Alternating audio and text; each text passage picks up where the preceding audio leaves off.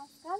म फलेवास नगरपालिका वडा नम्बर 5 खानी गाउँ श्री जनता आधारभूत विद्यालयकी छात्र सुशीला नेपाली। म चाहिँ कक्षा 8 मा पढ्छु। उहाँलाई चाहिँ मैले वर्तमानमा धेरै युवाहरू विदेश जान्छन्, तर हजुर चाहिँ किन नेपालमा बसेर कृषि उद्योग गर्नुभयो भन्ने प्रश्न सोधेकी थिएँ। उहाँको उत्तरले चाहिँ मेरो मनमा राम्रो प्रभाव पर्यो। मेरो बुबा पनि वैदेशिक रोजगार गर्नुहुन्छ। यहाँ चाहिँ धेरै खेतीपाती गर्नुहुँदो रहेछ। हजुर जस्तो मान्छे युवा नेपालमा हजुर जस्तै सोच्ने मान्छे भइदिएको भए नेपालमा अहिले राम्रो हुन्थ्यो। नेपालमै व्यवसायहरू बढ्थे, जनशक्ति हुन्थ्यो। विदेशहरूमा चाहिँ मानिसहरू धेरै जान्थेनन्।